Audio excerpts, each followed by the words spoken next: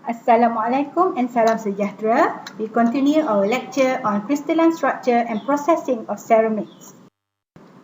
Ceramic is an inorganic, non-metallic material which consists of metallic and non-metallic elements that are bonded together by ionic and or covalent bond. Remember that the percentage of the ionic and covalent character in these materials are obtained by using Pauline's equation. Note that the cations are normally smaller than the anions. Therefore, for stability, as many anions as possible should surround the central cation. However, the anions must be in contact with the central cation and charge neutrality must be maintained. The number of anions that surround a central cation is called the coordination number. The ratio of the radius of the central cation to that the surrounding anion is called the radius ratio. The radius ratio when the anions just touch each other and contact the central cation is called the critical or minimum radius ratio. Allowable radius ratio for ionic solids are listed in this table. These are common ceramic crystal structures. Note that these crystal structures are similar to the metallic crystal structures, only that different species, i.e. ions occupying the lattice points or the interstitial sites of the crystal structure. Processing of ceramics involves three basic steps: materials preparation, forming the material into desired shape, and finally, the product will undergo thermal treatment. First, the raw material must undergo special processing in order to control purity, particle size, particle distribution, and heterogeneity. These attributes play a big role in the final properties of the finished ceramic. Most ceramic products are made by the agglomeration of particles. The raw materials, usually rocks and minerals, is blended with additives such as binder and lubricant in wet or dry condition. For products which do not have very critical properties such as clay product, the blending of the ingredients with water is a common practice.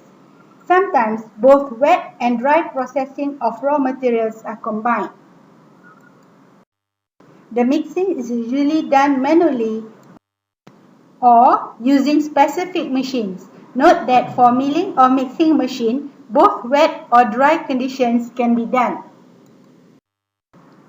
Forming is a process where the ceramic particles are formed into desired shapes by pressing, slip casting, or by extrusion. Note that cold forming process is predominant in the ceramic industry and involves high pressure. There are two types of pressing process: uni-axial pressing or isostatic pressing. In uni-axial pressing, pressure is applied from top and bottom to compact the powder into a rigid die. The presses are usually mechanical or hydraulic press, and the pressure cycle repeats 6 to 100 times per minute. For dry pressing process, a metal mold is used. On the other hand, a carbon mold is used in hot pressing. Dry pressing is extensively used because it can form a wide variety of shapes with uniformity and close tolerance. On the other hand, hot pressing is used to reduce porosity of voids and produce dense sintered bodies. This method yields ceramic bodies of simple shapes. In isostatic pressing, the ceramic powder is loaded into a flexible airtight container, usually rubber.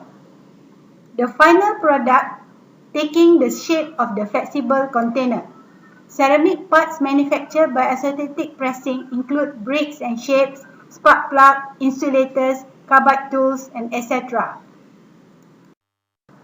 In slip casting, the ceramic is shaped by casting. The raw materials is prepared into a stable suspension that is called slip. Slip casting is advantageous for forming thin wall and complex shapes of uniform thickness. Slip casting process starts with pouring the slip into a porous mold usually made of plaster of Paris. Then part of the liquid portion of the slip is allowed to be absorbed by the mold and a layer of semi-hard material is formed against the mold surface. When a sufficient wall thickness has been formed, the excess slip is poured out of the cavity. The material in the mold is allowed to dry to provide adequate strength for handling. The product is then removed from the mold. This overall process is called as drain casting. Alternatively, without pouring out the slip, a solid shape can be formed. This process is called as solid casting.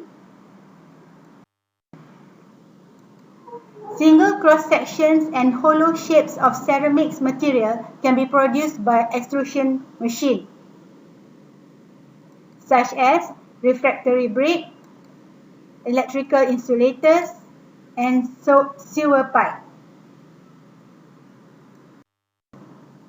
The most commonly used extrusion machine is the vacuum auger type. Thermal treatment is an essential step in the manufacturing of most ceramic products. There are three types of thermal treatment. Generally, drying at or below 100 degrees Celsius is to remove water, and binder is removed when it is heated up to 200 to 300 degrees Celsius. Sintering is a process which small particles of a material are bonded together by solid state diffusion that occur at a very high temperature below the melting point of the ceramic compound. This results in the transformation of a porous compact into a dense coherent product. Vitrification usually is carried in ceramic compounds that contain glass phase. This glass phase liquefies at temperature below the melting temperature of the ceramic compound and fill the pore spaces in the material. The liquid glass phase may also react with some of the remaining solid refractory material. Thank you.